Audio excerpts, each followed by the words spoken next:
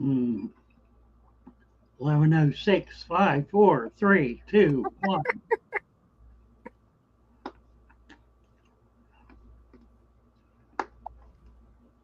It's been 10 seconds, Yep. 15. There we go.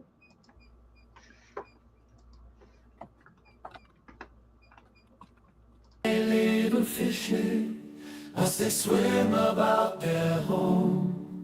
I love my little fishes as they swim about their home. When the sunlight shines upon them and their colors begin to glow, I am drawn into a world where my heart longs to go. I imagine scenes of beauty and feel the warmth of love. I love my little fishes as they swim about their home. I have traveled the world over, but never found a peace that comes from watching my fishes as they swim about their home. My heart is happy and I am content to sit and watch them swim. I will not be alone while these fishies are in my home. When the sunlight shines upon them and their colors begin to glow, I am drawn into a world where my heart longs to go.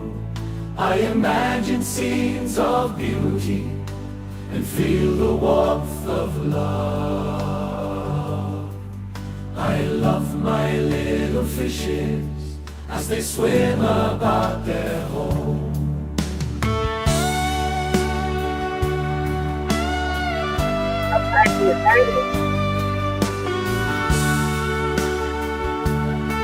How are you, Miss Dina? Doing pretty good. How are you doing? I'm doing good.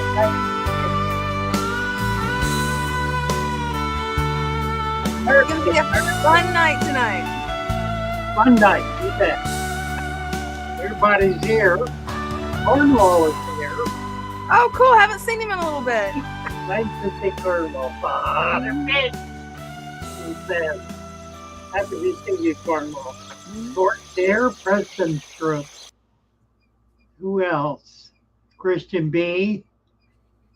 The prodigious one. Sailor Red's here.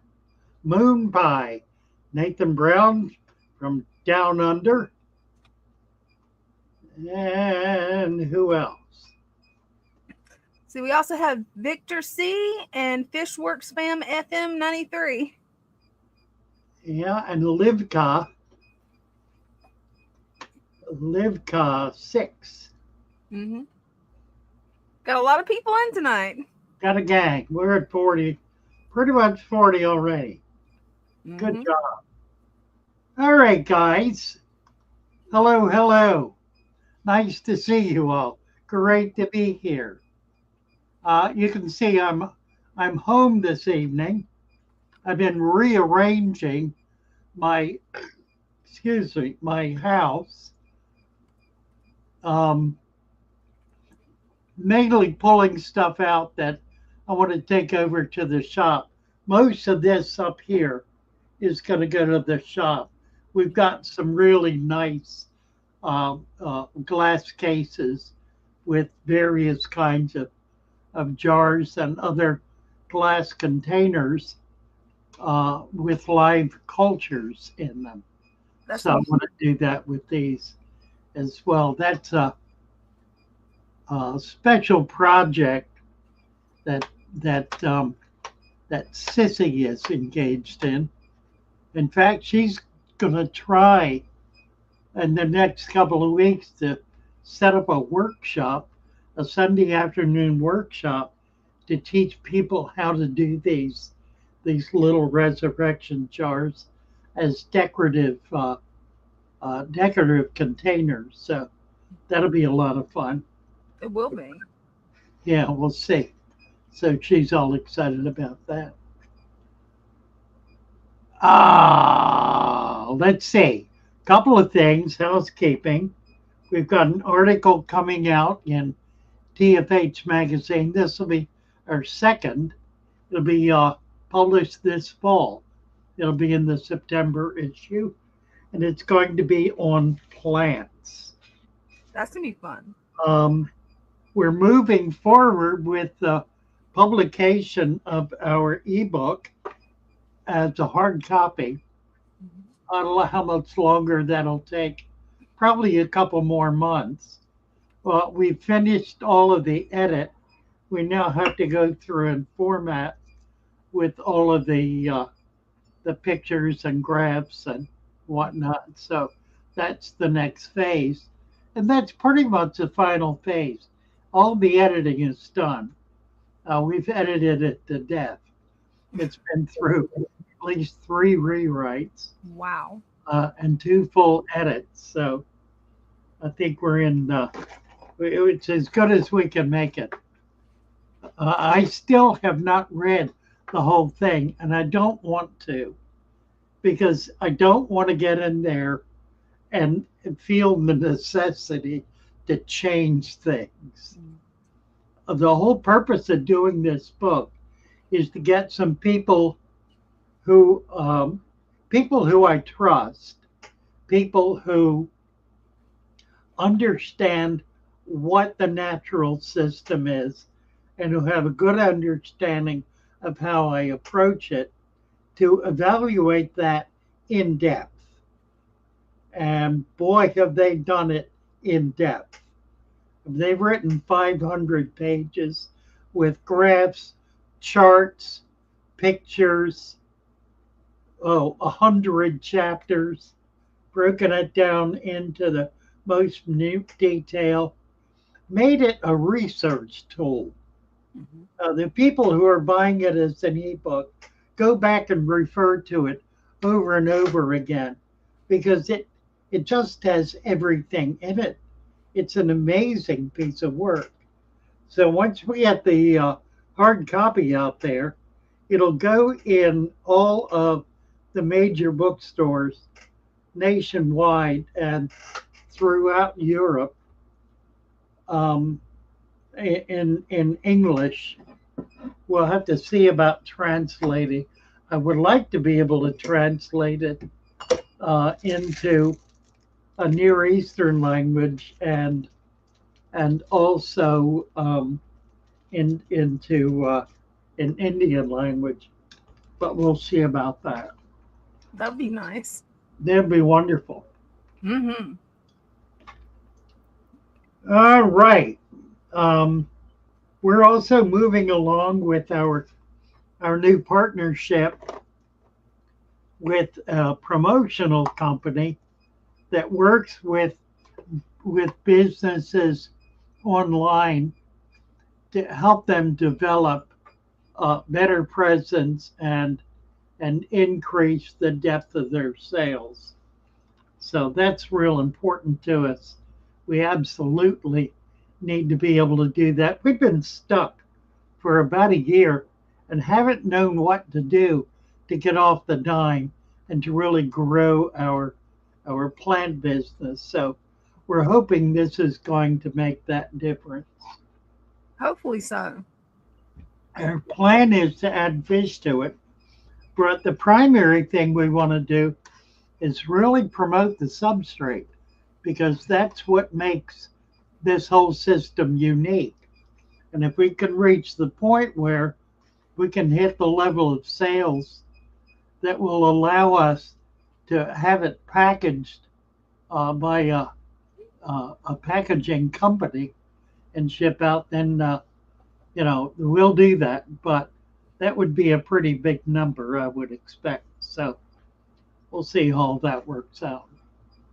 Anyway, I personally am feeling better. I'm feeling better every day. I discovered something recently. Turns out that cumin it may well do exactly what I need done. Wow, that's cool. It's supposed to be a body cleanser that gets rid of toxins. And the particular problem I have with swollen legs is a buildup of toxins. So we'll see if that works. I located a source of human seed cold press oil. I'm getting about a liter of it, shipped from England. Don't know where it's produced. I think in Turkey, but I don't know. Um, we'll see if it works. I also have been talking with a friend, and I didn't tell you this story.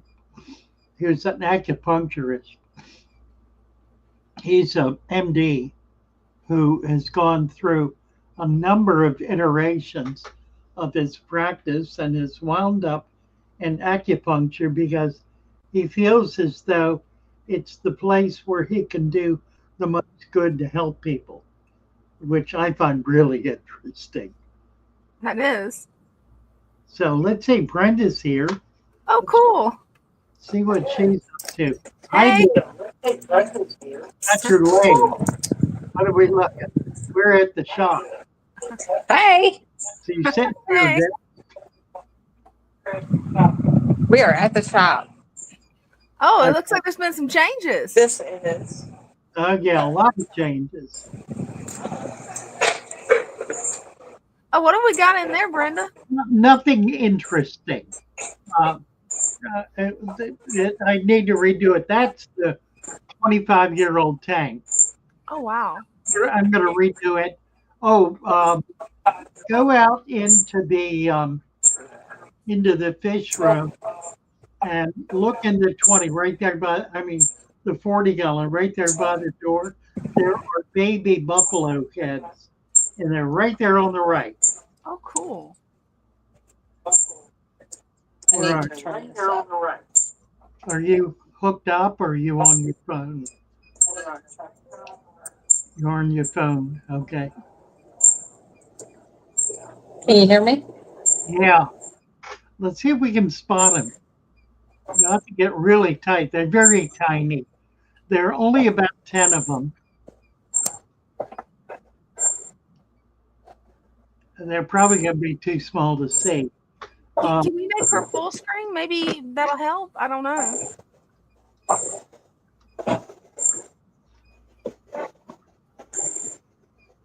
Go back to that tank and get right up tight. I can't hear you. She can't hear me. Can you hear me? I can't hear you when I leave the office. Yeah, okay. Don't. I can't hear you when I leave the office. I wanted to try to look at the babies. Let me go out. I wanted to try to look at the babies. Yeah, she said she'll go out and she's coming back in. Getting the settings right on the phone is so difficult sometimes. I usually just get Dean to set it up for me. Oh, anyway. Well, we'll see if we can do this. So we found baby buffalo heads. Mm-hmm. The Waru spawned this week. Don't know whether we have babies yet or not. We also had a few other fish spawn, so we're beginning to get spawning. We've got a wider lens here. Let's see. Can you hear me? Yeah, I can hear you now. Okay. Cool. I want to see that 40-gallon tank. See if we can spot the babies in it. We need to get right tight on it and look inside. See, I just saw one. Yeah, I see it. Right in front of the filter. There's the tail, looks like. They only have a few. They never have many at a time, but I'm going to leave them in there, see if they will colonize. Go back into the office and show the tank on the bottom of the rack that has all the babies in it. Give you an idea of what a colony looks like. This is a local fish. It's a pup fish that has probably 100 babies in it, all different sizes. They've been having babies for 2 or 3 months, and some of them are nearly half grown, but there also are extremely tiny babies in there. So they were spawning about 2 days ago again. So that's a colony. There currently is only one adult pair. The young ones are not mature enough yet to be able to spawn. So we'll see what happens when they do. But we've gone from about 4 males and 3 females that we had in there, oh golly, 6 or 7 months. And they began spawning about 3 months ago. We now have, as I said, about 100. Remarkable fish. It's in the same family as the desert pupfish, which is a rare and endangered species. They lay their eggs, they're egg scatterers. They do not eat their eggs, and they do not eat their babies. They rather protect them. In the wild, they maintain a large open flat area, usually barren of plants or much of anything else, where they're able to dart away whenever any kind of danger comes. They're located in brackish water from Maine to Mexico. And they're literally everywhere.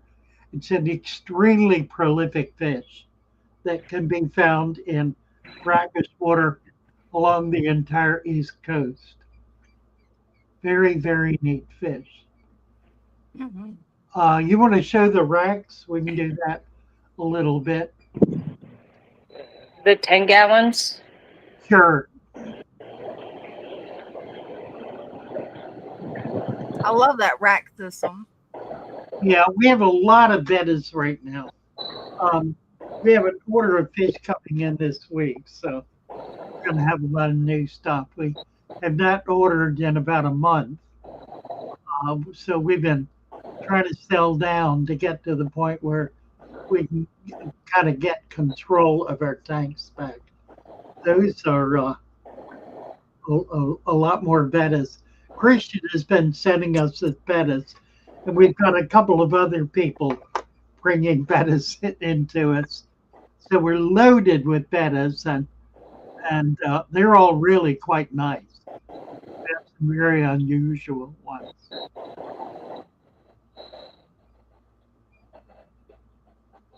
There's down below that, the next tank down is a pair of chromides that have spawned, but we lost their babies, so we gave them the tank in hopes that they would spawn again. We've got 2 tanks set up with a pair each of German blue rams, so we're hoping to get them spawning. There's a female ram right there in the middle, and that's 2 females. See the red belly? Mm-hmm. Red belly is the female. Male does not have a red belly. There's 1 male in there with 2 females. I have had males spawn with 2 females in 2 separate nests. There's the male. On top, he's bigger. Yeah, it's kind of funny. I've had angels multiple spawn, and the females laid their eggs in the same nest. The rams, the females both maintain separate nests at opposite sides of the tank, and the male would dart between them. Even after the eggs were laid and they hatched. So that was kind of remarkable. That happened many years ago. Some hatchet fish in there, I think. Yeah. So, coming along, the fish are all looking really good. I'll go over and show the Wairau. They did spawn. We had eggs. I don't know. We took everything else out of the tank and gave them that tank. I don't know whether there are babies in there or not. I haven't seen any. I did see eggs, and then I did not see eggs. So it's possible the babies are still down on the bottom as wigglers, and they could easily be hiding. So don't know yet, but they are certainly acting like a pair. That they Not absolutely certain that it's a male and a female because I haven't seen babies yet. But that's the only way to know for sure. But they're going to have their best chance now. And if the eggs didn't make it, hopefully they'll spawn again. One other tank I'd like to look at, and that's the one with the arowana in it. The what tank? The arowana. That's right. Now the one right up above it. There's nothing in there, Brenda. That's empty. No, up here, but the light's out. Oh. Well, I don't know how to turn it back on. It's on a timer. We've got some oddball stuff in there. Yeah. A lungfish that's about a foot long. A number of other interesting fish. That's 125. Well, thank you, There it Brenda. is back there. Can you see that? I see the gourami. That's a giant gourami. I see it at the very bottom. Oh, eel, yeah. There also are some large loaches in there. That's what that is. Oh, that's the loach. Somebody just brought those in. Yeah, I'm not seeing the arowana in here though. He'll be at the top. Yeah.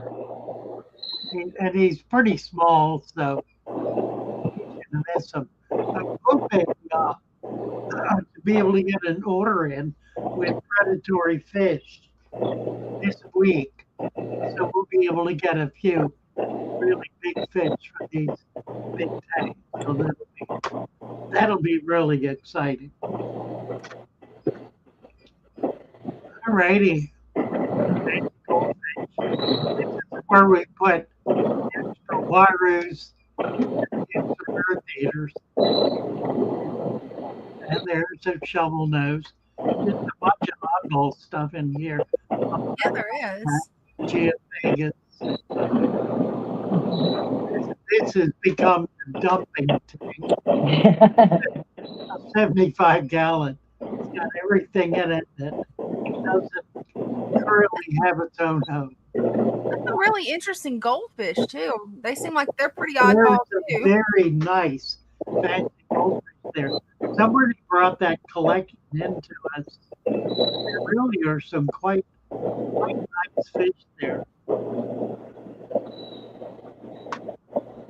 This is mostly rainbows in here. That's going to be, I think all of those fish are going to go in the front. We have a tank in front with a lot of rainbows in it. I think we're just going to put all of them together. And then we'll have some kind of big oddball here. Those are licorice tattoos that Lucas Brett is so fond of. I found a source for them. I got about 20. They're all in there. Now below them, in the same tank, are Julidachromis. These are mostly, well, it's a mix of Tanganyika and Malawis. They're all small, about an inch to an inch and a half. So it's a grow out tank. We want to get them big enough to be able to move them them into her big tank up front, which is doing quite well. So, thank you, Brenda. You're welcome. Is there any others you want to show? Well, maybe the big tank with the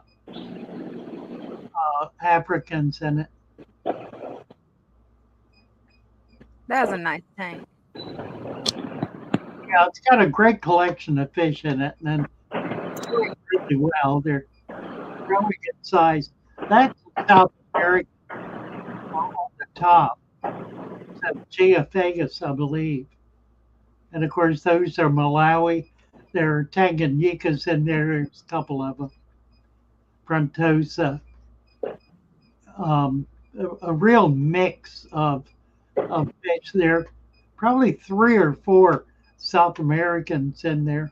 Some aggressive, some not. There is one female carrying eggs. She's been carrying now for about 2 weeks, a little better. So we'll be having babies in there soon, and we'll see how they make out. That's a beautiful tank. It's a nice tank that's done real well. It's also loaded with plants. So this is proof positive. You can grow plants in an African, a tank with African cichlids. What type of plants do you have in there, Father Fish? Vallisneria. Mostly it's the red val. I think it got cropped at one point. It's starting to grow up, and they're not chewing on it. Nothing. No, I don't see any of them being cropped. We're not seeing bits of plants anywhere.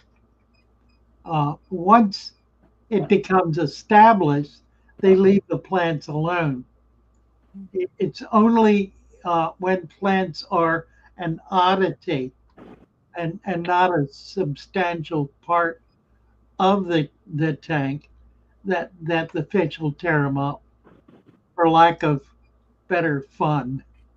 But they're not doing that in this tank at all. There's no predation at all. There's also no fighting. We're not seeing squabbles in here. Now, in truth, we don't have some of the haplochromas and peacocks that really spar off. And that's by design. But we got some fairly tough customers. There's one large female deepwater haplochromis in there that's a pretty tough number. That's South American right in front there. There she is. There's a bigger than that. I don't see her. And these guys are Those doing, are gorgeous.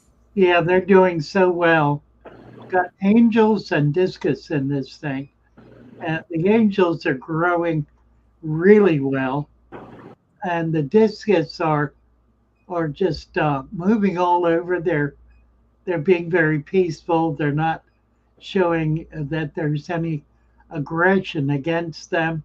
They're also not being aggressive. I still don't know whether I have a pair. We did get eggs at one point, but I don't believe anything hatched. So we don't know for sure whether we have a pair or not. Brenda's enticing them with her fingers. She feeds Fish whisperer. yeah, she feeds them by hand, so and they get a lot of shrimp. Nice. That's a beautiful setup. Yeah, it's doing real well. Thank you, Brenda, very much. There's definitely some beautiful Yeah, tanks. I've been trying to get that one cleared out so you can see it. It's been overgrown. It's got some interesting fish in it, mostly South Americans and some Central Americans. Flower horns, Synspilum, some other a big pair of chocolate cichlids, and a bunch of loaches and clowns and whatnot. Very good. Thank you very much, Brenda. You're welcome. So show us the jars real quick while you're walking past them. Sure, where? The jars right there. Oh, what you guys got in those? All sorts of things. They're all set up as culture jars. And it's all different shapes and sizes. This is what I was talking about. This is Jennifer's project.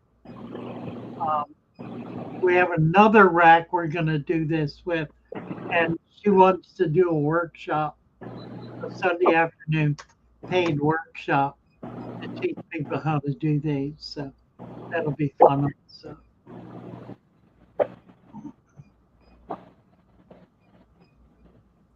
Definitely jars of all shapes and sizes. That's really That's cool. the idea. That's right.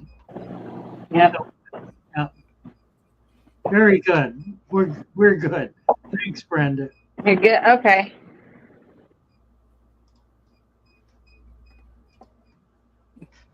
Definitely a lot's changed in the shop.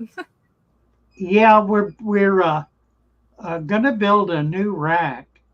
She didn't go in the room that we're putting it in, but it'll be like we did the 10 gallons. It'll be one entire wall, about a 15-foot wall. I haven't decided on the size of the tank going in there. My notion is to do it mixed.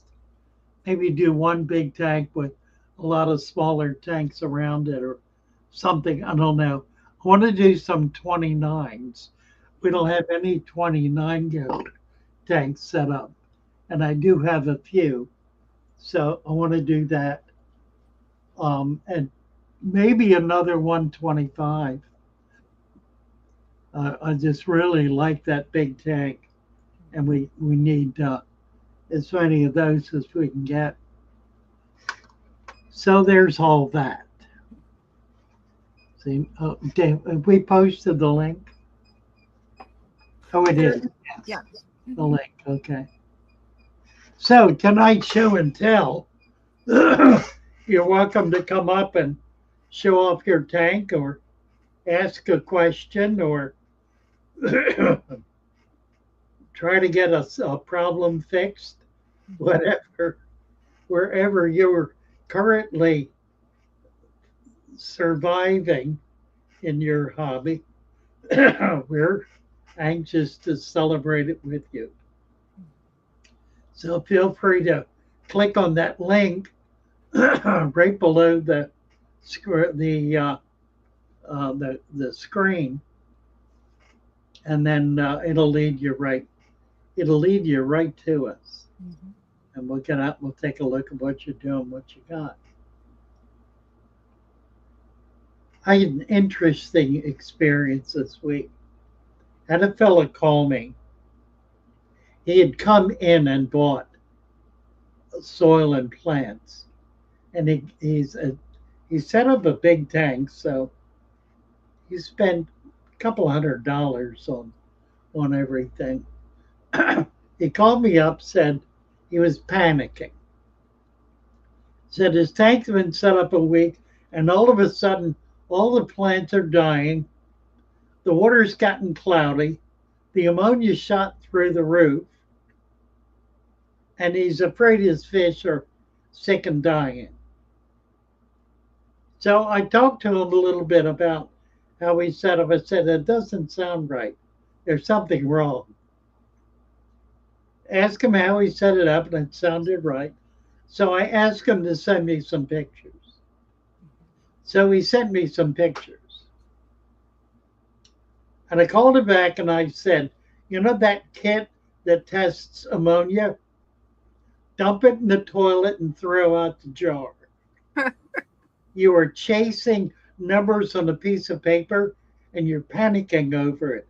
There's absolutely nothing wrong with your tank. It is beautiful. It is perfect. It is doing exactly what it's supposed to be doing.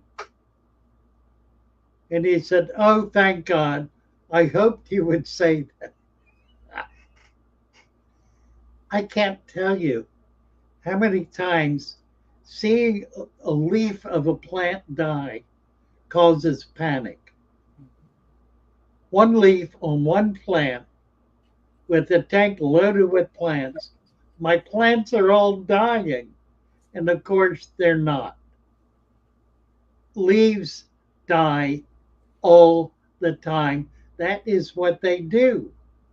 A leaf typically will last 3 to 6 months and then it dies. It wears itself out and gets replaced by a new leaf. That's what plants do. They replace their leaves all the time. The only exception are probably Vallisneria. I've seen Vallisneria plants grow their leaves 6 feet long, and they probably get longer. And that leaf will live for years. But the reason is it's continuing to grow. It doesn't reach full size, stop growing, die, and get replaced. Now, what that plant does is send out runners. So it'll grow new plants and will eventually completely fill up your fish tank. I can't tell you how many tanks I've had that within a matter of months are thick with Vallisneria. It is an absolute weed. It's like grass growing in a lawn, except it gets bigger. But it certainly, I've not noticed the leaves dying. Occasionally, I guess eventually they do, because eventually they begin to get algae on them. And I think that happens when they're no longer particularly functional. And the algae will kind of take over and cover them, and then they begin to disintegrate. But that leaf could be years old before that happens. Generally, that's not the case. Even with sword plants, the sword will lose its outer leaves and grow new inner leaves. And if it's in a healthy environment, those inner leaves will be bigger than the outer leaves. If it is in a nutritionally deprived environment, the inner leaves will be smaller than the outer leaves. So you can always tell whether the sword is going hungry or not by the size of the new leaves. If they're bigger than the old leaves, then it's thriving, growing, and getting bigger. If they're smaller, there is inadequate nutrient in that substrate in that tank. But the outer leaves die. They brown off. They die. They get holes in them. Why do my leaves have holes in them? Why are my leaves dying? Why do my leaves have holes in them? Because they're like me. They're old. And they're decrepit. And they ain't no good for nothing before. So they're dying. Leave them alone. They've done their job, and they're now going to deteriorate and replace all of those nutrients they've been sucking out of the soil for years or months or however long it's been. That's the cycle. They cycle back in. So leave all those plants in there. If you can tolerate it, leave it all in there. Don't take anything out. I'd have thought about this today. When you go in and suck out all the mulm, if there's a lot of detritus and mulm sitting around and you suck it all out, you're pulling out tens of thousands of cleanup crew. Mm-hmm. You're completely removing an entire level of cleanup crew that breaks down the smallest particle left by snails and catfish, that breaks that down into even smaller particles that can precipitate through the sand into the substrate. By getting rid of those, you prevent the possibility of that waste being continually broken down. You slow the process. And you may slow it to the point where you create a problem. Getting rid of detritus and mulm guarantees that you are destroying the ability of that system to break down waste. You're getting rid of tens of thousands of microscopic animals whose only job is to break waste down into tinier bits. They can precipitate through the sand and become part of the substrate. Don't do that. You can add leaves to it. You can add a little more sand to it.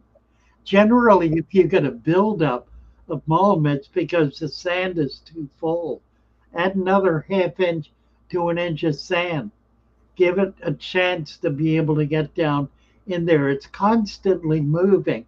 But you may be building up more waste, more mulm than the speed at which the substrate can allow precipitation to occur. So you get a buildup this way.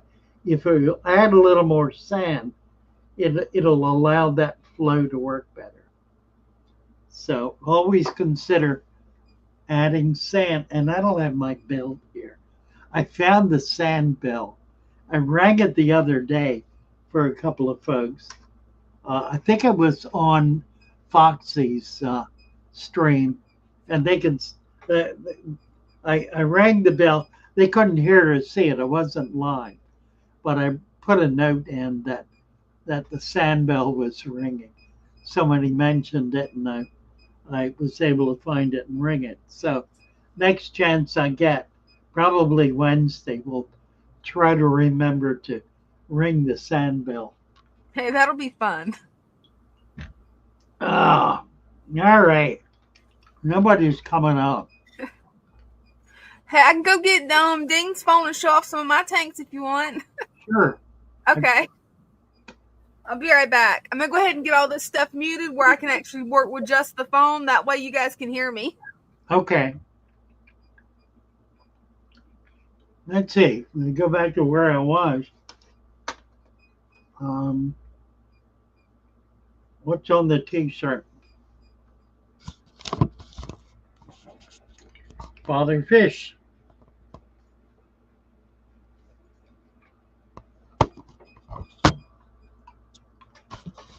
I need to try to get Dina to make some more of these.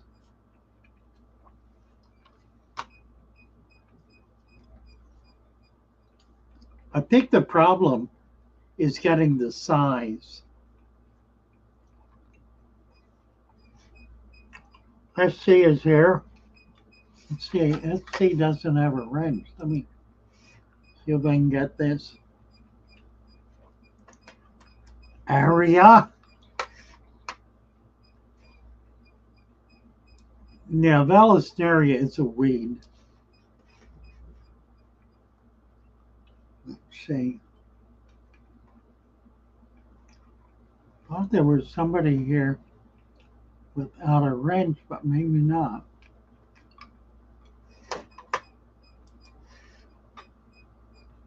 SC at 552.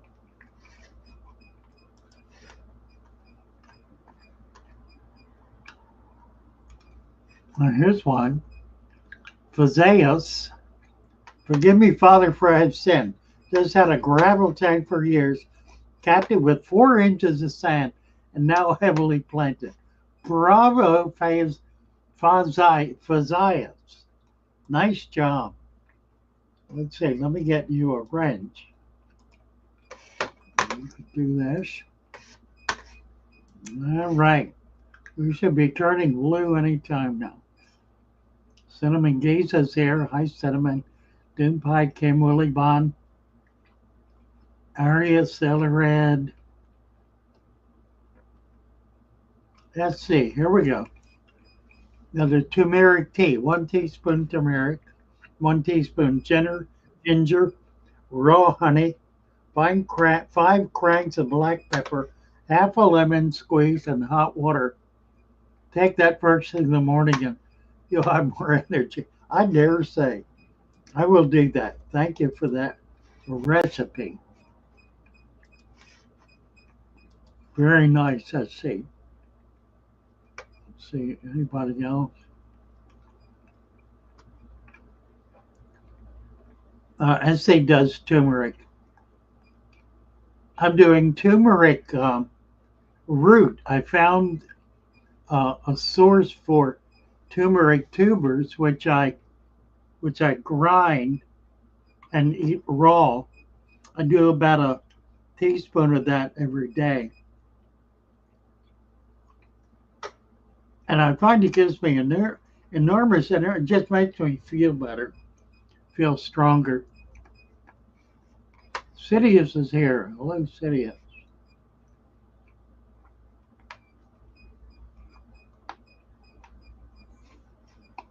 The Good Witch of Maryland is here. That's Brenda. Hi, Brenda. Thank you for showing off some tanks.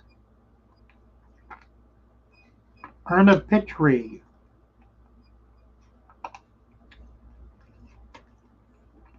And 3 apple snails. What to do with there's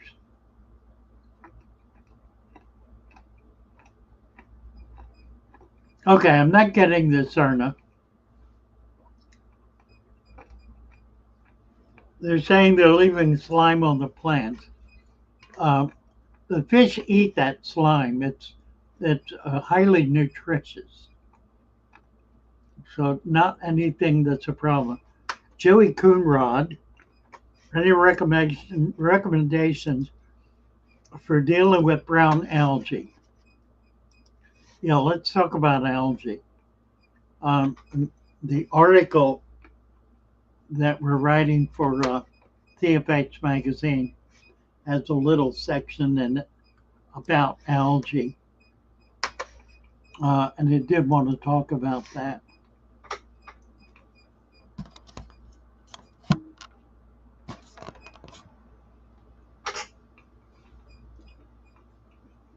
Algae is the opposite of plants dying because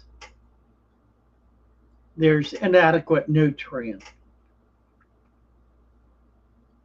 Algae is a function of excess nutrients.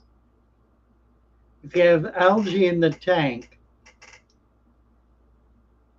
algae is a plant, but it is a very primitive plant that is not able to take up nutrients at anything like the rate more high order plants can.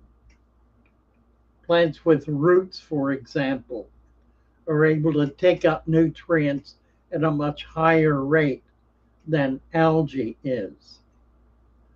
So in an environment where the higher order plants are not able to absorb all of the or most of the available nutrients, those nutrients create an opportunity for algae to begin to develop. So the algae, in other words, is a sign of the tank's health. Now, it may not be a desirable form of algae. It may be one you really hate and really don't want to have in the tank. And there are a couple of things you can do about that. If you're finding algae growing on the leaves of your plants, it means there's too much light.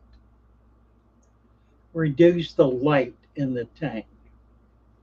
If you're finding a slime algae kind of growing all over the bottom, all over the hardscape, it means the nutrients are too high. That is 100% of the time caused by excess food, by overfeeding. Now, that doesn't mean there's food left laying in the bottom. Doesn't mean that at all. There may be, there may not be. It may be that the fish are eating all of the food that's put in the tank. If you're feeding them 5 times a day and they're eating it all, then there isn't going to be any food left in the bottom. But in 2 hours after they eat, they create waste. And that waste builds up at roughly the rate at which the food is put in the tank. A fish that is overfed like that only absorbs about 10% of the food value of the nutrients that are in that food, and it voids the rest. So 90% of the nutrients that you're putting in that tank to feed the fish are creating waste. That waste is attacked by microfauna, by whatever cleaning crew you have, but ultimately creates a preponderance of waste that the plants are not able to absorb because they're not thick enough and there's just too much in there. And so the window is open for algae to come in and pick up the slack. So algae begins to grow and thrive on the excess nutrient that you are putting in the tank. So if the problem is not too much light, then the problem is too much nutrient. What do you do about this? Obviously, you can slow down on feeding. I always recommend slowing down on feeding unless you're feeding a special food that and are trying to egg up your female fish in order to be able to spawn them. Or you're feeding baby fish, young fish, in order to get them big enough that they'll be able to survive without that excess nutrition. So that's one thing you can do is reduce the feeding. Another thing you can do is water changes. And this is where maintenance of a natural system becomes an important part of how you are providing support for your aquarium. The aquarium requires maintenance. Now, it doesn't require it at the rate of doing a 50% water change every week or going in and cleaning everything every week or even once a month. Doesn't require that at all. In point of fact, what it requires is you sitting in front of it and observing it and seeing, noticing when problems begin to develop, such as excess mold on the surface, to which you reduce feeding, add sand, add more plants, any number of things you can do to deal with that, or do water changes when you begin to get an algae buildup that's getting out of control. That reduces immediately, instantly, the availability of excess nutrients, which, if that's all you do, are going to be replaced almost immediately by the excess feeding you're doing. So you have to do more than one thing. You have to not only reduce some of the water in order to dilute that, you need to stop putting so much nutrient in there that it creates an imbalance. So those are some of the things to consider and some of the ways in which you need to provide oversight and support for your natural system. Dean, let's see. Dina, show us what you got here.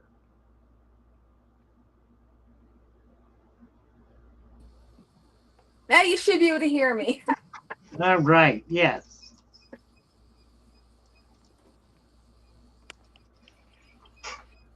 Well, this is my father fish turtle tank. They're not out right now, but it's a good demonstration of mold because I haven't removed the mold from this tank yet because I've noticed that a lot of times my food web, such as my scuds and snails, will actually take cover in the mold away from the turtles. And I'm really glad you talked about mold this evening because I was debating on removing some of it. You don't really have that much. Hey, that's good to know. Then I'll just let it be then. That way the scuds can hide. Right. And then there's a turtle. Yeah, these little guys are loving it. That's such a neat thing for them. There we go. See the algae on his shell? Yeah. That's excess nutrient. So I may be overfeeding them. I need to let them eat the food web a little bit more than the pellets. Yeah. Well, thank you for telling me because I was debating if maybe I just needed to give them more land to climb up on. I wasn't sure on that. I've been meaning to ask you. I would like to see the water deeper in there. Yeah, I need to get it back up to the right level. I was going to refill it today and run out of time. Oh, okay. Yeah, because I want to get it to where it's closer to the height of the landmass I have. Right. Because the way this tank leaks, I really can't go over the landmass. Right. But definitely get it a little bit higher. This is definitely a really good way to recycle a tank that had a failure. Right. And then I've got plenty of mint and water lettuce, a corn plant. There's a little filter sitting inside it, and there's Yeah. overflowing. That's pretty slick. Yes, one of the little turtle filters. There's a waterfall that you can get on Amazon. I figured Nice. I'd give it some nice airflow because I had a gigantic sponge filter that's hidden over here in the corner. Right. But sadly, I can't fill my tank up to that level. So I have to improvise. Yeah, that's cool. Up here, I'm going to have orchids. Nice. And there's the orchids right there. I've just got them out of the tank right now because I was going to water them and then throw them in there. Wow. Got my rainwater set up. Yeah. Now, you want to make sure their tubers are able to dry out. You don't want them to be wet all the time. They'll rot. Absolutely. That's the reason I put the cups way up here. Because I was talking to my mom and she was mentioning that they're similar to air plants. That they are an air plant. So I definitely wanted them up high enough where I wouldn't have to worry about it. Yeah. Eventually, I'm going to figure out how to incorporate this monster in it. Oh, nice. I saw this at Walmart the other day and I'm like, ooh, that would be beautiful in there to flesh out the jungle. Nice. Still need to do some work on this tank. I'm going to remove all of the plants that's up front and just get that cleaned up a little bit, remove some duckweed. Probably going to totally rescape this one weekend. Right.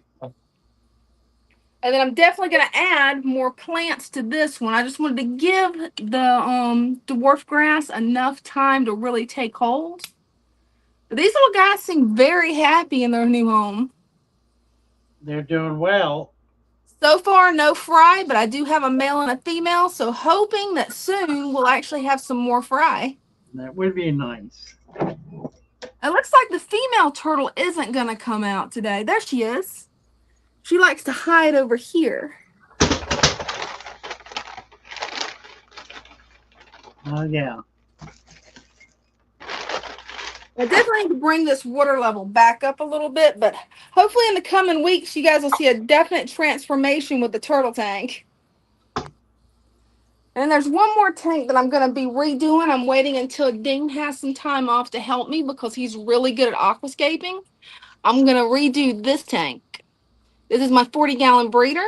Ah, very good.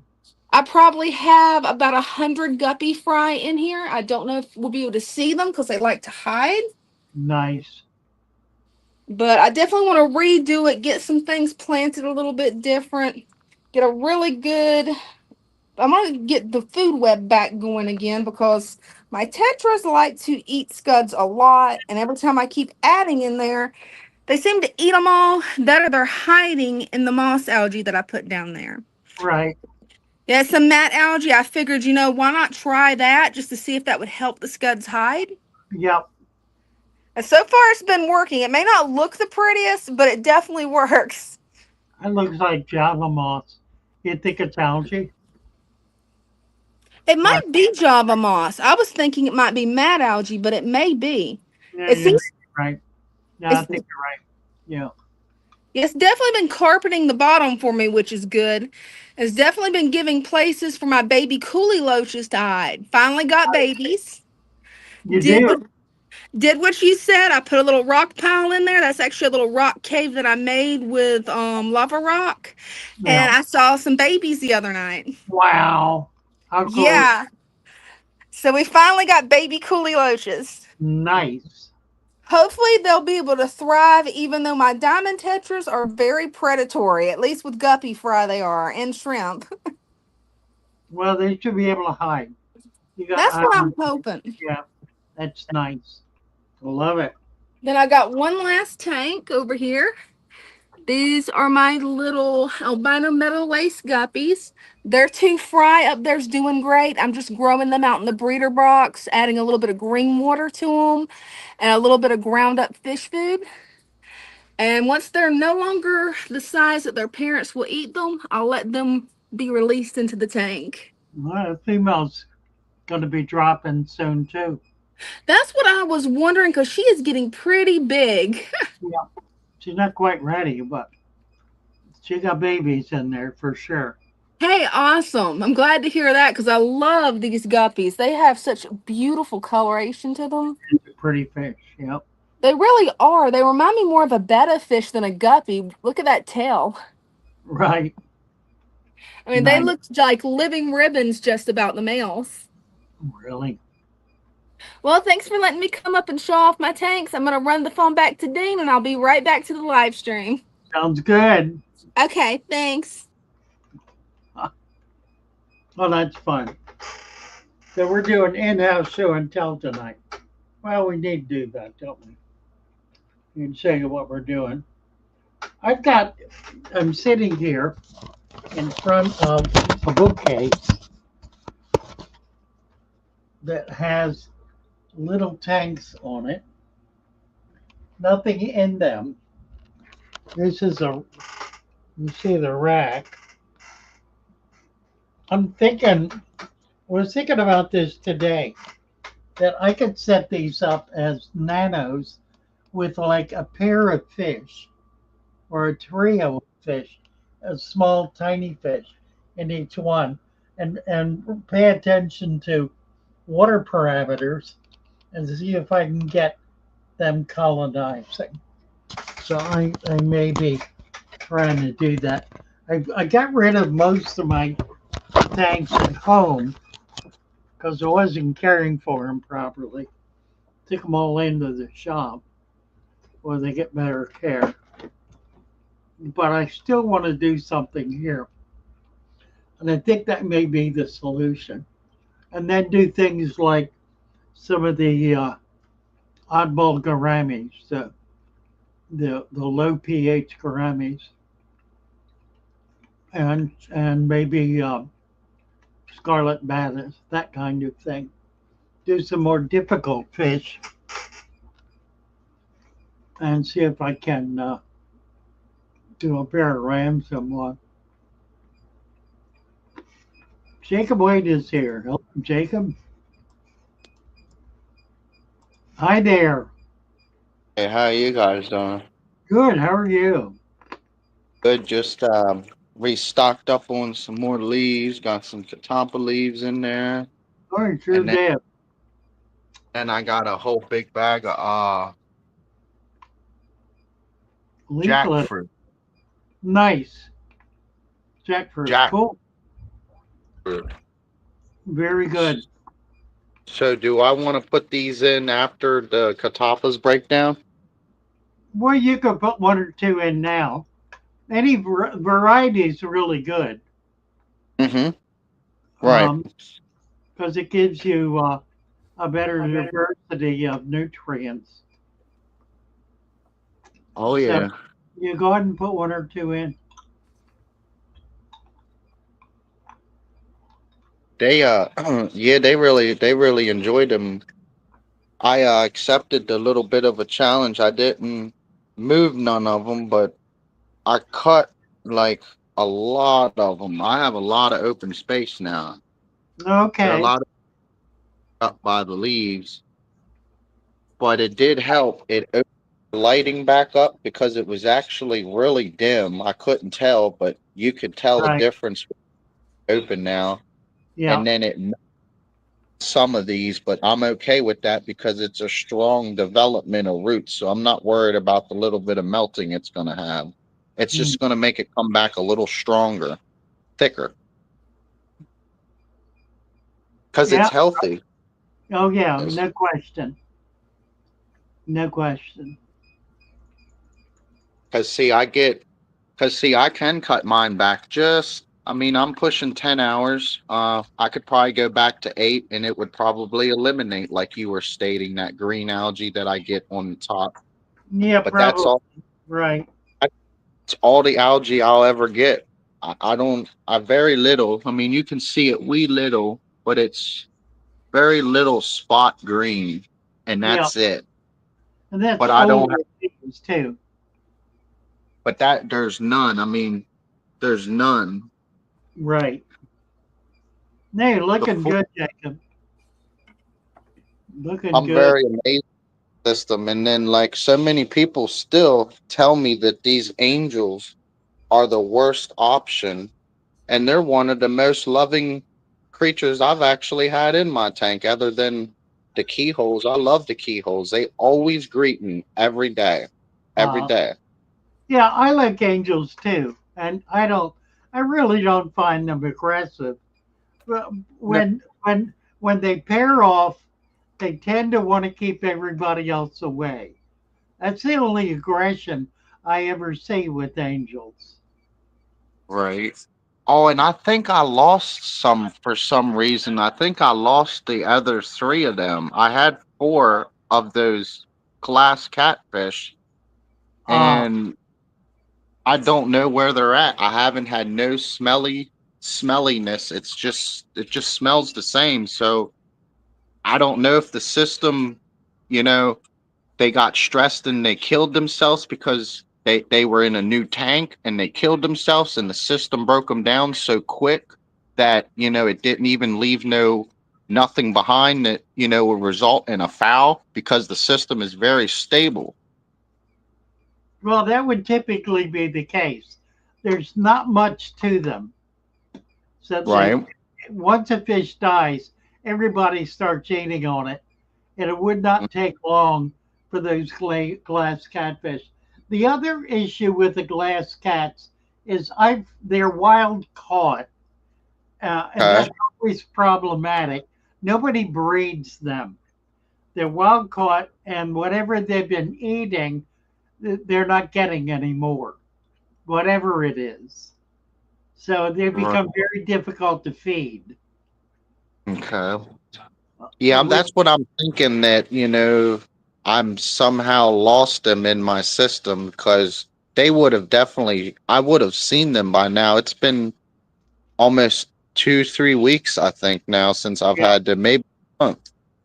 I've had the same thing happen with glass cats. They're really very difficult to keep, and I think it's because they require a very specific food that I haven't figured out yet. It's probably Right. worms or Daphnia, something like that. The store right up the road here, they have an assortment of like orange, red, green. Can I get those types of mealworms for them? If they're tiny enough, yeah. Okay. These guys They are they come in like this canister, I think for mention. mealworms generally are too big for nano fish. Okay. If they have Okay. black worm or some other smaller, even baby crickets would work. But mealworms, if they have tiny ones, you could do that. Okay. Short, All right, cuz I want to think about try them, and then I was asking the Discord the one day, and I don't think I'm going to get them, but have you ever heard of a little bug called a helgramite? yeah, they're much too big.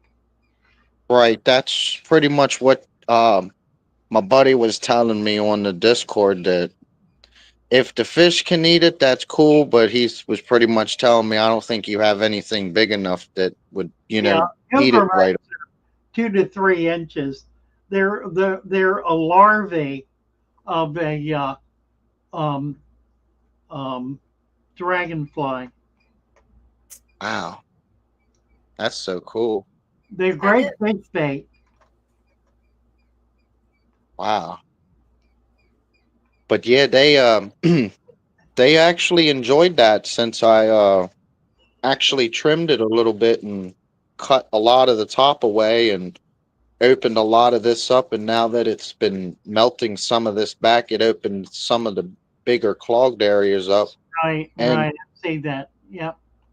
they're actually not doing bad in it, like always do, and that's because this setup is completely different, and it everything's there. Right. Very good. Thank you, Jacob. Nice to Y'all, have you up. thank y'all. Bye for He's now. doing great. The prodigious one is here. Mhm. We need to get his camera and mic turned on. There he is.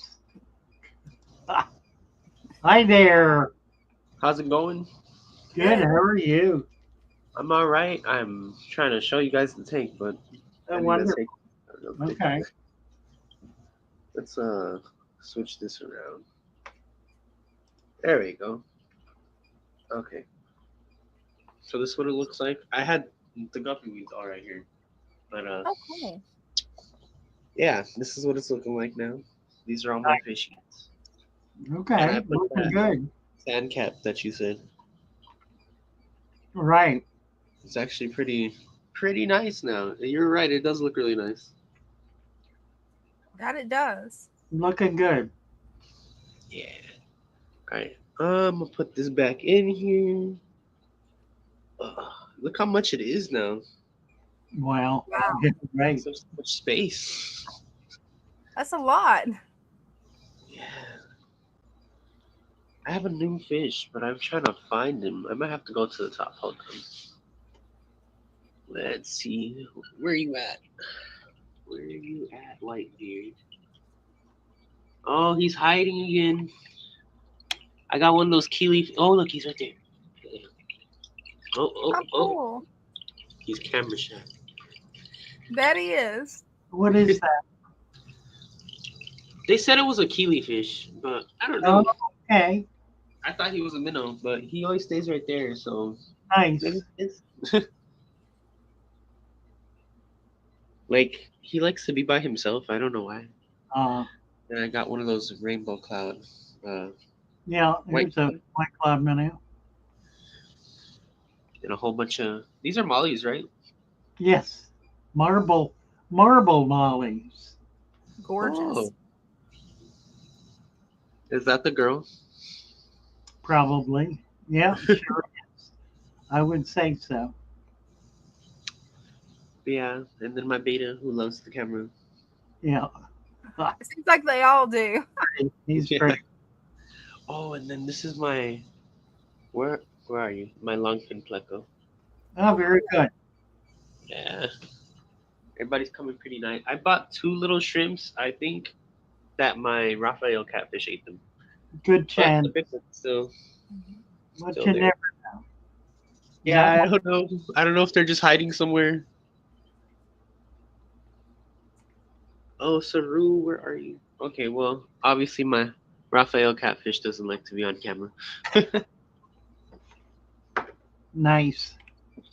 Yeah, that's everybody. Looking good. Looking good. That it is. You guys have a good rest of the Sunday. I'll catch you guys later. Thank you, pretty. Just bye for now. Thank you. Thanks.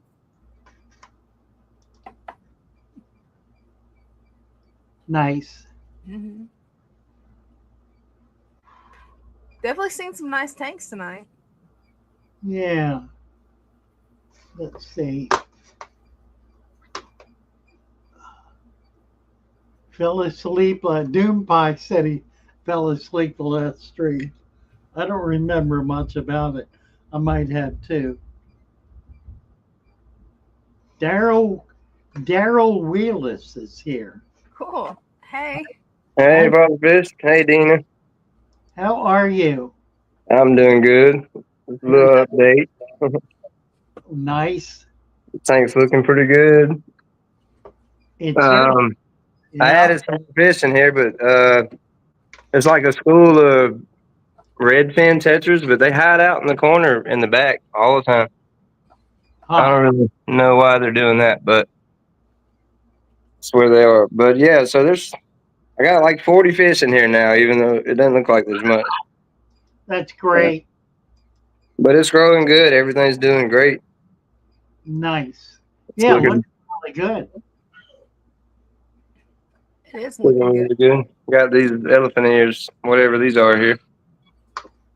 Looking really good. Yeah, they are. I got this other tank set up yesterday. It's still real cloudy. I didn't put any plants in it yet. This Beischer tank. Yes. But I've got mud from the creek and used some sand that was dug up from my well. Oh wow. And you can't really see anything in it yet. I hadn't put plants in it yet, but I was kind of waiting on it to clear up a little bit. But this one's going to look good too. That it will. I love that piece of driftwood. Yeah. It's really nice. But I was wondering if I could like clip some of these plants and put them in that tank, or if I need to just get all new plants and put them there. Well, if you got some, use them. But Yeah. you probably could stand to buy some more. Buy some more. Yeah, that's what I figured. Hey, you were talking about the sword plants. These are sword plants, right? We were talking about earlier about the inner leaves should be bigger. Yeah, they are. So these are looking pretty good then. Oh yeah, they look great. I wish they would put off a little stem plant. Oh, that'd be Well, nice. they usually will grow a second plant right up tight with the other one. So after a year, you'll find 2 or 3 of them have grown together. So they kind of do like this plant does, right? Well, they have that one has runners. Yeah, it has a bunch of them coming off of it already. I didn't know. I would have put it more toward the front. Oh, right. But I have a little bit of it here too, so. Yeah, it'll grow a lot more. It'll do well. These grow more than anything. Bacopa, is it? No, it's Kabamba. All right, here's a better one. This Nice. grows like crazy. Yeah, she's doing good. Looks great. Do I need more? Should I put some more leaves in the bottom of here? Or Yeah, I think so. you think I should? Okay. Yeah, absolutely. Won't hurt a thing. And I added 3 more Corey, but there's a lot of that mulm, I guess, down Yeah. around the tip. But I guess that's fine, right? There's no. Yeah, that's okay. Yep, Yeah. not a problem. All right. Looking good. I love All that right. tank. Well, good to talk to you. I'll Thank hit you, you back Carol. up when I get the other one set up better. But Alrighty. yeah, Thanks. we'll see Take you care. guys later. See you later. See ya. And Cinnamon is here. Hello. Hello. I got something different for you this time. Oh, look at this. That is This nice. is I finally got the pond started. I'm still working on things. Nice. Just started getting some plants in, and there's some plants here, some Salsinaria, and I've got some snails in there. My goldfish are dying to get in, but I want it set before they get there. I don't like that strip light laying on the ground. So what? That strip, that electric strip. No, my husband's he's gonna dig a whole elaborate thing. That's Oh, just to get stuff going. Yeah, okay. yeah. He wouldn't leave anything like that. Yeah. I'm the one who would just throw something up. He's the one who digs trenches and all Okay. kinds of I stuff. really like the fountain. That's very cool. Yeah, That is. and then I've got started the tank, my outdoor natural tank. Oh, look at this. How Oh, cool. that's cool. Wow. There's some split tail, yellow split tails in there. I just put in today. It's the tannins of I forgot that this driftwood is gets really dark. So, but I figure, well, it's a natural tank, so Sure enough. Yeah, it looks great. yeah. There's the two split tail parents, and then there's some babies. They're hiding up in the this pathos I got at the last auction for $5. Wow. This is only part of it. I mean, the thing is gigantic, and I've right. got a whole nother piece inside hooked up to the other tank. Nice. And I have the filters in for now, and we'll see as it goes along as to whether I want to be able to take them out. Right. And that was at the auction too. I thought that jar would be cool. Yeah. Plus, it's a nice place for them to all hide in. Right, right. And then I got two things of green water going here. Wow. Oh, yeah. So far, anyways. I have another one that the kids' pool kind of got green, and I'm like, well, let's see what happens with this. So I took and emptied that out, and I'm trying to make that into green water. You are cranking it out there. Yeah, this one in particular, I really have enjoyed. I come out here and sit quite often.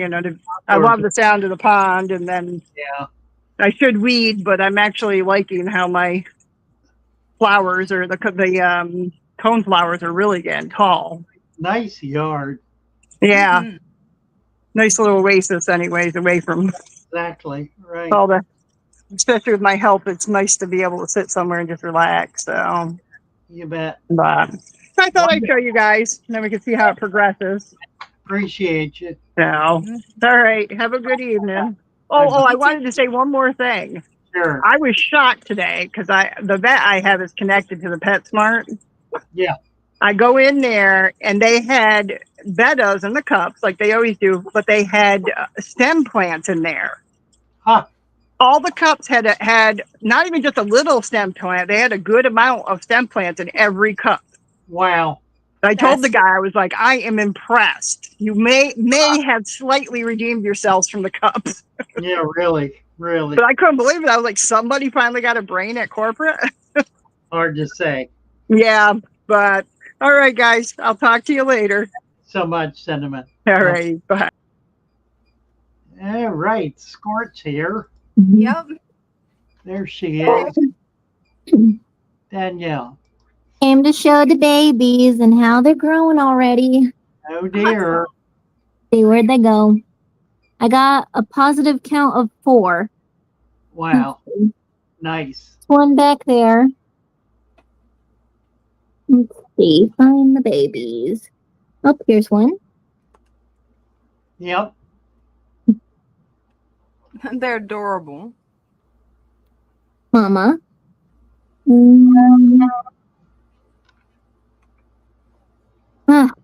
The only time I see all 4 at once is whenever I feed them in the morning. Right. That kind of figure. But some of them are starting to already get a pattern on them. Oh, that's You can fun. see that one. It's got a little bit of black, it looks like, but it could be a Oh, pattern. yeah. No, you're right. Mm-hmm. And Nice. one of its siblings does too, but the other two are still pretty clear. Oh, they're still babies. Yeah, they're still babies, and they're only a few days old, so. Wow. Looking good. That it And, is. Nice tank. thank you. And if we go to my room real quick, you will get to see the finished product of my new nightstand desk thing. Oh, cool. Me and Mom built. Ta-da! Oh, Oh, nice. wow. Oh, how pretty. That looks great, Danielle. I've got the tank ready, but USPS screwed me again. Oh, Oh dear. no. Yeah, so I'm not getting my plants till Monday. But it looks good. It That looks it does. great. Nice. But I figured I'd show off the babies. Oh, look at that. Everybody here. I love that tank. I've got my little crebensis house ready for them. Nice. I'm gonna get them soon, so that's exciting. Mm-hmm. Yeah, I'm looking for some right now. Dan's Fish has some. Hmm. That's who I'm ordering from. And fish. Yes, sir. Sounds good. Just leave a pair for me, okay? Right. Thank you, Danielle. Very nice. Yep. See you guys. Bye See ya. bye. Let's see. Danios is here. Danios, so we got your camera and mic. There we go. Hello. Hi Hi. there. I added some sound, as you can see, and Yeah. also I bought some cryptocorns because I realized that the ones on the other side have been growing very well. So Yeah. I bought some more and added some stem plants, and it's been working out so far. But the snails always eat the leaves on them. But Well, they're only going to I eat I dead leaves. think that's but I think that's fine that they eat them because at least the roots are gonna grow. Right. So I hope that it's gonna work. I also think that I might have too little light, and I Yeah, I think probably you're will right. buy a Yeah. brighter light Right. I think so too. because this is the highest intensity on it. And also, I'm setting up a tank for a future male betta, but I don't know if this tank is big enough, so I'll also be buying another 5 gallon. Plenty big But enough. yeah, I was guessing that if he likes it, that I'm gonna do something else with the 5 gallon, maybe some nano fish. You bet. Yeah, but everything has been growing well. Mainly, this tank, the Alodia, has been growing a lot. I took some cuttings into the betta tank, Oh, good. but I'm just waiting for the plants to grow in it. Right. Nice. Uh, Good. Yo, frog just came out. Well, look at this. So pretty. Oh, cool. Sure enough.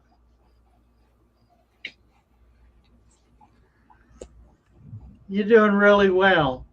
That's your. Yeah, Doing well. yeah. But I'm hoping for the cories to spawn. That would be great. I I'm not sure when to look for eggs. Probably right in the morning. Yeah, early But in I the have yeah. How some of them died before I added the sand. at least now I have an even amount of males and females. So when I go to the pet shop, I can just pick out the males and the females in Right. Very good. Very correct good. order. Looking But great. they've been doing well. They've been pretty happy. Yes, I would say so. And also, I made a kind of cave here for the coolies with Right. epiphytes. Very good. But that's the tank. That's the tank right there. Frig. How do I do that? It doesn't want to I'll float. just show them both. Very good. Nice. I'll just show them both. That's okay. Thank you, Danny. Yeah. Appreciate Bye. it. Bye Hey. bye. Have a good day. You too. West Virginia Mama's here. Hey. Hey, how are you all this evening? How you doing, girl? You're outside. Yes, I am. I'm going to show you where West Virginia and Christian B's Georgia plants meet. Ah, Cool. right. Yeah, I just made that with a little pump. I had some fish and ram's horn snails in there, and the pumps kind of sucked them in and killed them all, even with an additional cover. Yeah, piece of nylon over the pump. Wow. It would be a lot fuller, but my husband drilled a hole before I realized he was using an 1 1/8 drill bit. So when he done it, there went all my plants and everything. So, but yeah, I get that done, and I've got more plants in the house and my other aquariums. And I have a bucket sitting here on the steps with mosquito larvae. Cool. Good fish food. That it is. Oh, yeah. Look at that. Sure enough. Oh, you definitely got plenty in there. Yeah, Ryan said he was jealous. Really? All right. Yeah, I just thought I'd show you mine since Cinnamon showed off hers. Well, you bet. All right, we'll talk later. Thank you so much. Bye-bye. For now. Cute. Oh, my. Adam Armbruster had a question for you. Sure. Do aquatic frogs hunt at night? Added one to my koi pond and have not seen him since. Well, yeah, typically, if you have a light on the pond at night, he'll get right under it looking to catch the bugs that fall down from the light. So that's one way to spot them. It could also have moved on. Aquatic frogs tend not to stay in one place very long. They tend to move on. So it's hard to keep them in a pond unless there's an excess of food. And their food, of course, is worms and larger dragonfly larvae, that kind of stuff, which you probably don't have yet in your pond. And you may not, because the koi are going to get them. So just a little hard to say whether he's there or not, but you could try the night light. That is a good way to be able to maintain frogs, because it'll draw insects which will fall into the water, and that'll provide food. Nice. Oh dear. Wow. Another Cuban cichlid of the opposite sex might be about it. That's one of the meanest fish there is. There's a Haitian cichlid that is basically the same fish. I've caught those in Haiti. Never had a Cuban. Never really wanted them. They're just way too aggressive for me. Let's see. Megan is here. There she is. Hi there. Hey guys. How are you? I'm good. How are you? Good. I just wanted to show off my newest additions. Oh, wow. Look at this flower horn. Beautiful. Oh, it's gorgeous. Yes, he is very beautiful. Gorgeous.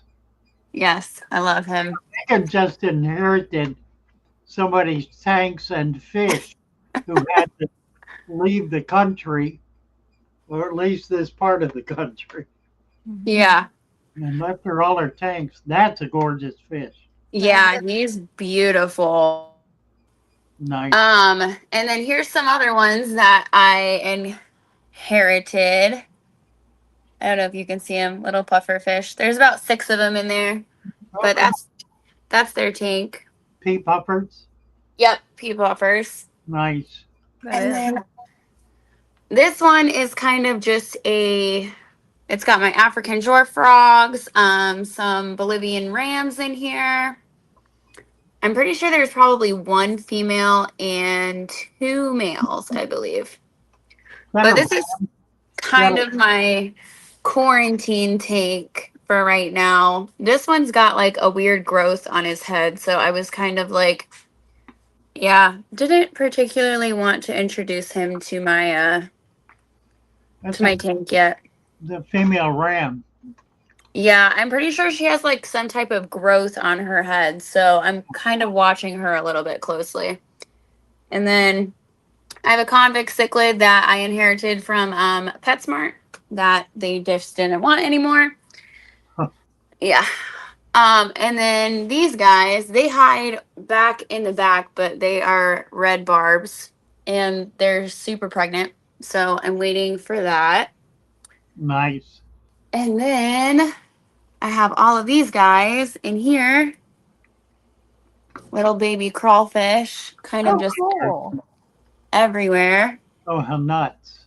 Yeah, they're everywhere. And then a couple fry that I inherited that they don't know what they are. So we're just going to figure it out as they grow. Wow. That's going to be fun. Okay. Yeah. And then we have, so my Mr. Otto right here, I've had him for a long time, but I inherited 7 other angelfish. Otto, get out of the way. Oh my. Yeah. And then some neon tetras that I also inherited. And then some more angels kind of everywhere. I always want to show you guys my rope fish, but he does not like to cooperate. So, you know. And then some black mollies that are probably the biggest mollies I've honestly ever seen in my entire life. Wow. Those are cool. Yeah, they're humongous. I've never seen anything like it. And then we've got the little baby cichlids, which are growing like crazy. They all think they're getting fed. Convicts? No, they're Malawis. Oh, okay. Yep. These were the only ones that I was able to save in time before the parents decided that they wanted to eat all of them. Huh. But yeah, and then these are all the tanks that I'm hopefully going to sell at some point. And then we've got the pink little angel. I know Dina loves her. Wow. They're gorgeous. Yeah. Love that guppy and that angel. Yeah, I've got some really pretty guppies in here. That you do. Nice. And then this one, I'm pretty sure is about ready to go in a breeder box because she's starting to get pretty square in the belly. Yep. And then bristlenose plecos. I actually have 4 bristlenose plecos, but they're all in different tanks. And then Kim was asking about a 30-gallon cichlid tank, and this is my 33-gallon cichlid tank. So 4 foot? Yeah, 4 foot. Nice. And they do really, really well.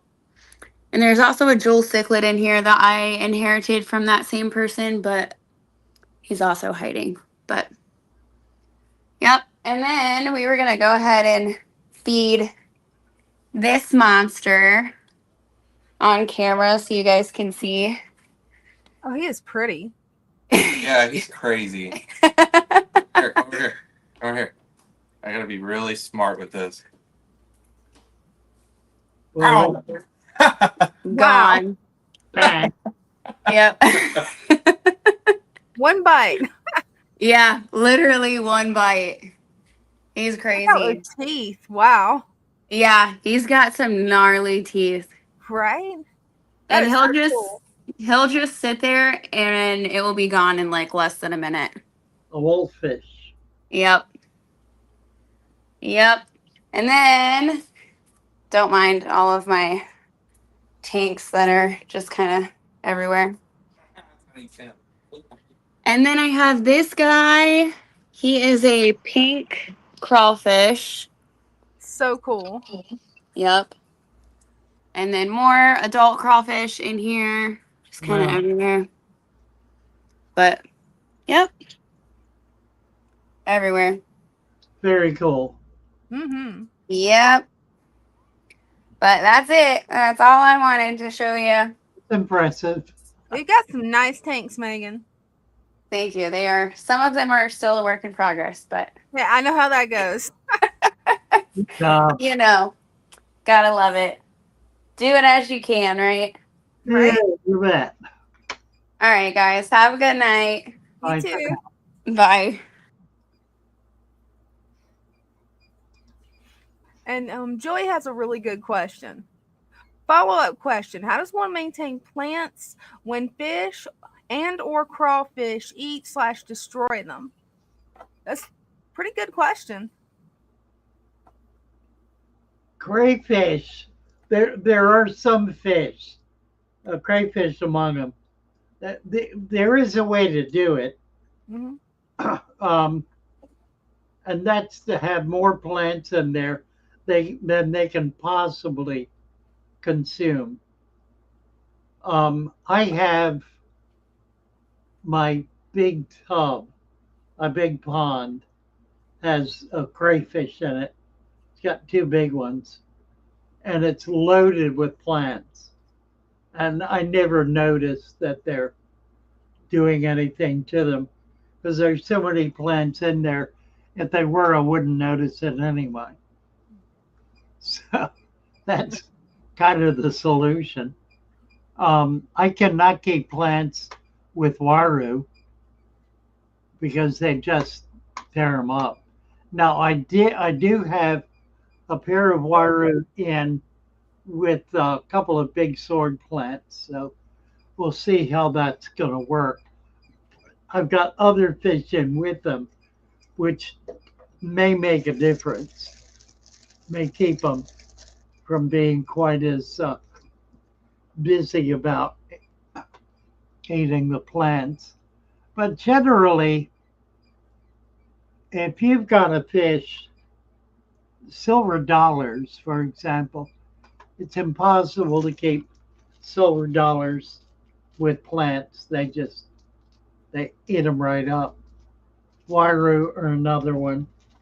There's some fish that are just way too predacious on plants. It's their primary food. So they need to be in an environment in which the plants are growing faster than they can eat them. And that usually means a very large environment. And that'll work, but that's kind of the fix. That makes sense. Then Beto has a question for you. What determines what size of a tank for a fish? Obviously size, but what else? Activity. Whether you want to keep it in the school or by itself or with another paired up fish. The flower horn that Megan was showing us is a good example. They're typically kept by themselves. Mm-hmm. They could be kept with other fish. You can easily keep them with that was a male with a female. The female does not get the hump on its head. You can do that. At some point, the male might decide to kill the female, so there's always that risk.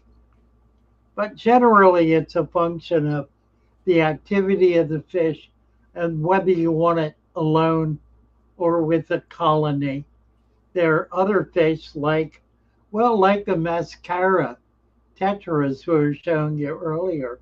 I've got 20 of them in a 55-gallon tank. And they're pretty big. They're 2 to 3 inches and will get bigger. And I want to keep them together. So that kind of determines the size tank they need to be in. They also move around constantly. So to do that, they need to be in a larger environment. A betta doesn't move around much. I told the story before about people putting a betta in a 55-gallon bear tank and saying, look how happy he is. He's all over the tank. Well, he's not all over the tank because he's happy. He's all over the tank because he's panicked that he's in open water and that a predator is going to get him. So he's trying to find a place to hide and is not being successful. Generally, a fish like that will eventually just cower in a corner up at the surface and then wither and die. If, however, you have a harem of 50 bettas in a 55-gallon tank, they're going to do quite well because they will be playing off of each other. Even though it's a bare tank or not much else going on in there, there will be enough activity for them to be able to respond to other fish in the tank, to be reactive to each other. Now, the more plants you can have and the more hiding spots you can have, the better off that fish is going to be, the happier they're going to be. So you can keep little fish in big tanks, but you need to accommodate their need for security as well as space to move around. How are we doing time-wise? We got about 20 minutes. Yep, getting down to it. Oh, Jim Reed, 553. Let me see if I can.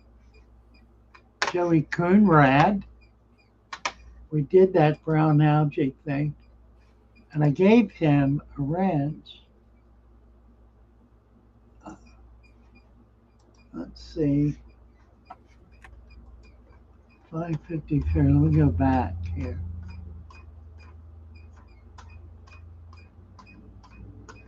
Probably already have it. Phaseus we got.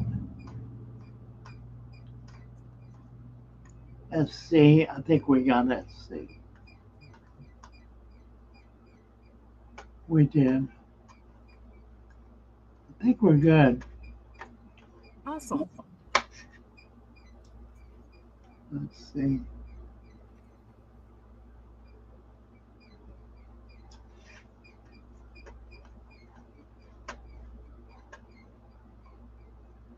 Just looking quickly at everything here.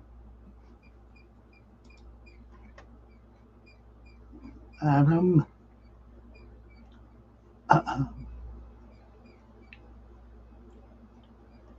Danios.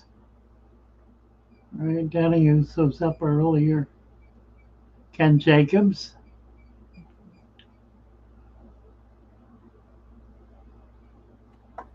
Actually, we've got a question.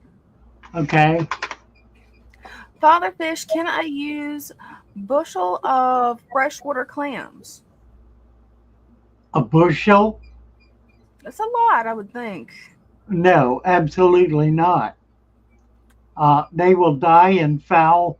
You'll have a cascade within 1 day maximum.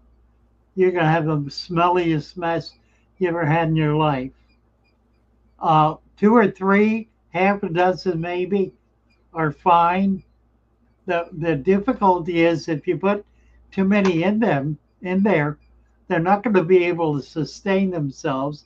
They'll begin dying off and create a cascade effect in which everything will die because the oxygen will be depleted below the level where it's possible for oxygen consuming animals to survive.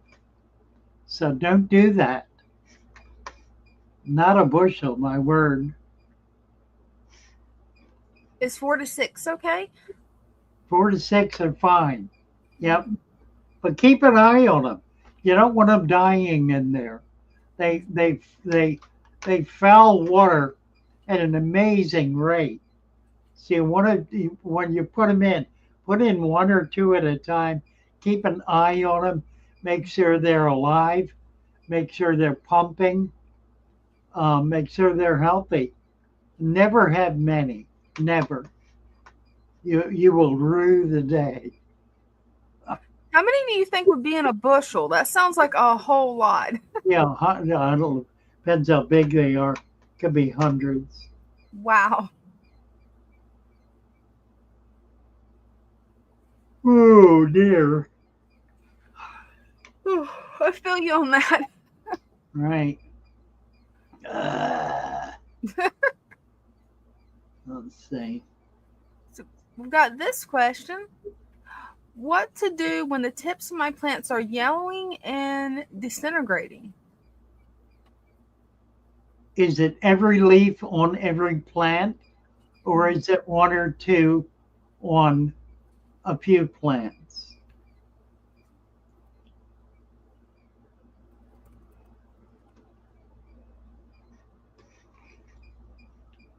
I rather expect he heard us.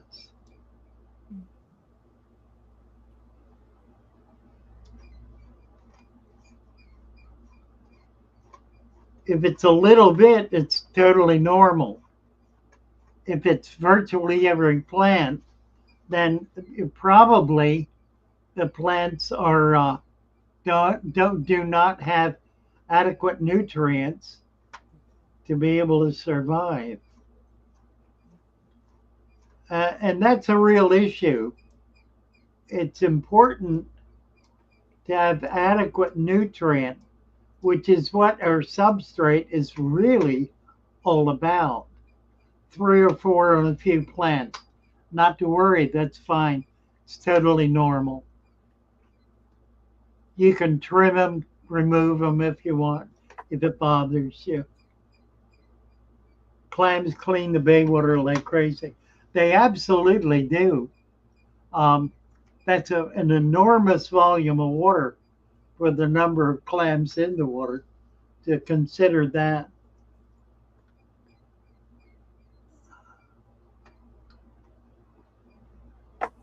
Oh dear. That's contagious. Yeah, it is, isn't it? Me too. We all take our boats loaded. Yeah, I've collected clams in Sarasota Bay.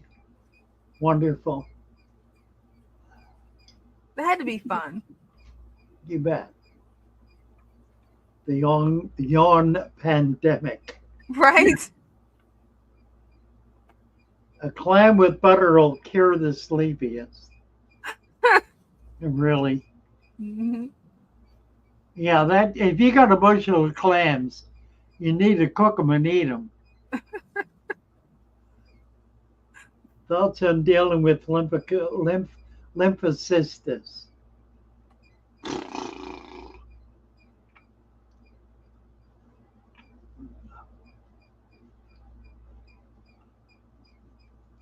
I don't deal with it. It's a very, very rare, very uncommon problem, which is virtually intractable. I've never found a decent cure for it. I mean, there are things you can try, but typically it's essentially cancerous. Wow. and there just isn't much you can do about it. Necessary for breeding European bitterling. Bitterling. That's right. The bitterling lays its eggs inside the clam. When the clam opens, it has a long tube that delivers eggs. It puts the tube right down into the clam and delivers eggs. And then the male's right there behind it, shooting sperm, which the clam is drawing in through its intake to fertilize the fish's egg. Mhm. And then they're protected. They're protected by the clam. The babies are. They don't feed in there, but they do hatch and they do become free swimming. And once they do, then they swim out of the clam. That's really cool. It is really cool. Yeah, I've had clams in tanks. I've had them spawn in my tanks. Wow. And that's especially cool. You start seeing baby clams. What was the largest clam that you kept in a fish tank before? Oh, not large at all. Maybe like an inch or so, 2 inches up. Not large.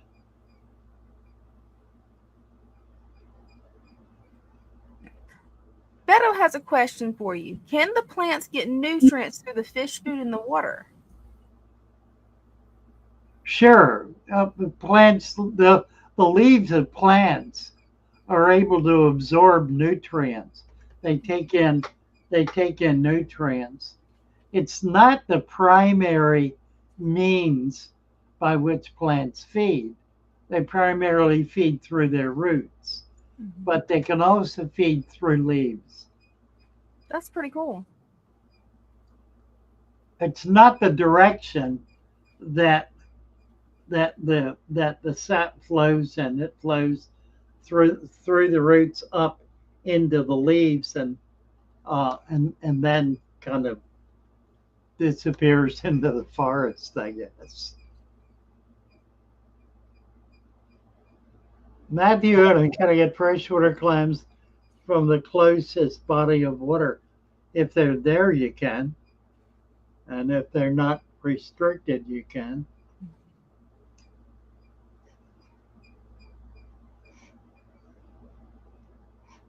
Well, the question is, can you take wild clams?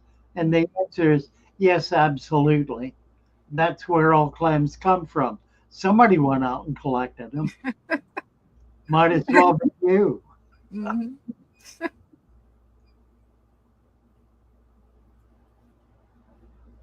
Oh, that's interesting. Doompai said, I've heard that when the fish hatch, they take larvae from the clam to spread somewhere else. That is. Doesn't sound right. But there may be some way that happens. Typically, clams release microscopic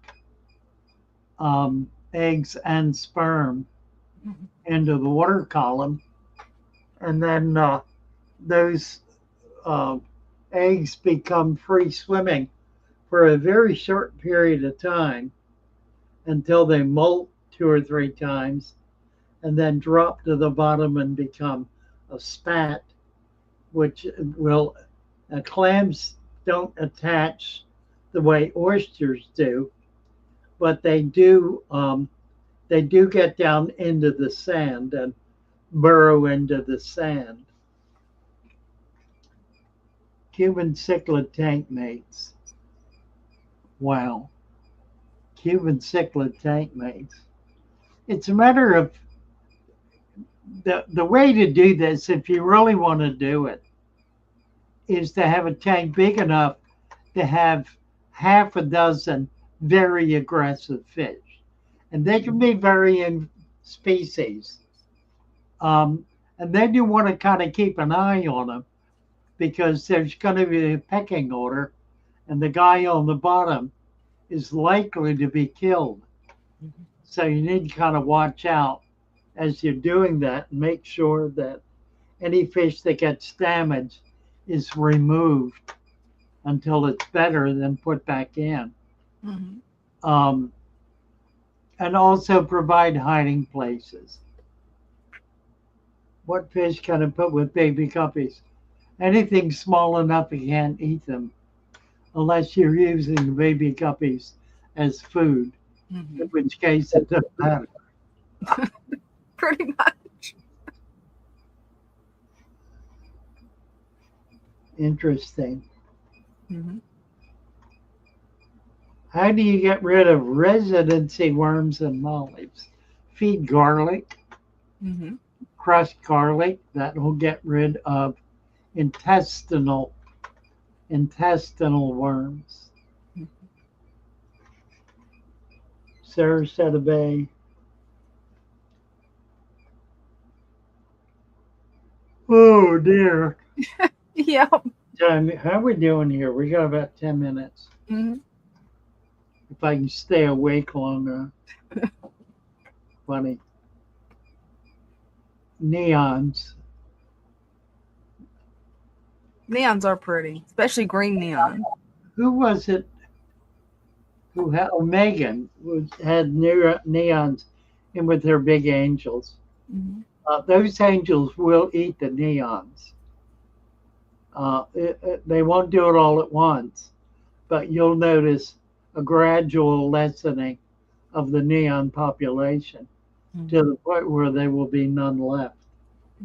The angel gets big enough, and the neon never does get so big that it can avoid that predation. Eventually, the angel will be big enough to eat them, and will eat them.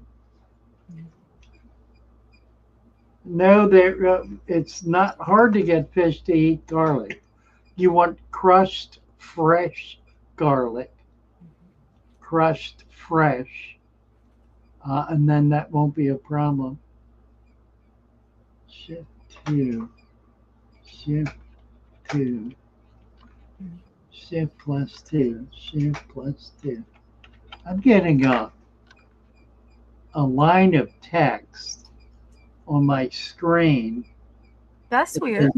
It says cropped layout plus press shift plus 2, which does nothing. That's weird. I've never had that to pop up on my computer before. I don't think I have either. Oh, it's gone. Now it's gone. I don't know where it came from. I maximized the screen and then reduced it. Neon should be fine with baby guppies. I would not trust them. A big neon can certainly eat a baby guppy. Oh yeah.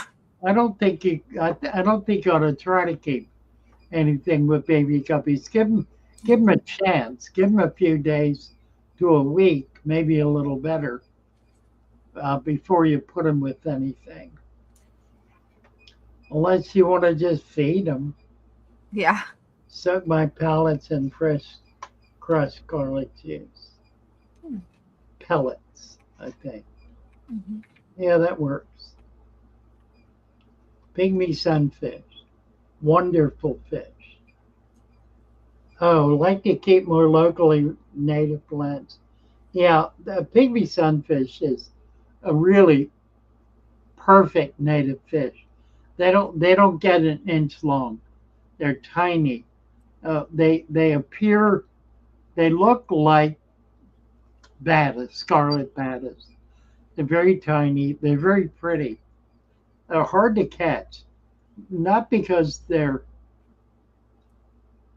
particularly evasive, but because they live in a difficult environment to catch them in. They live in half an inch of water. So you got to be able to catch them in very shallow water. That's going to be difficult. Anything I need to do to prepare for crevensis? Not really. They're pretty forgiving and pretty easy. You've already got a cave. That's perfect.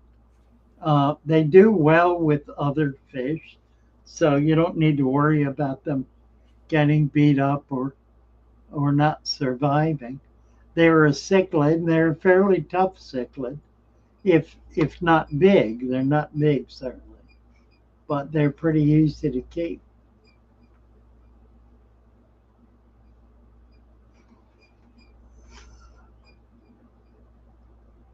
Pumpkin seed sunfish, beautiful sunfish, beautiful fish, absolutely.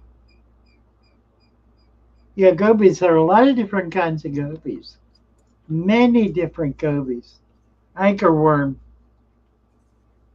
Well, the best way to do that is to put them in a salt dip or in a salt solution. You've got like uh, a tablespoon of salt per gallon, and that'll kill the anchorworm. Or you can dip them in salt, and it won't injure the fish particularly.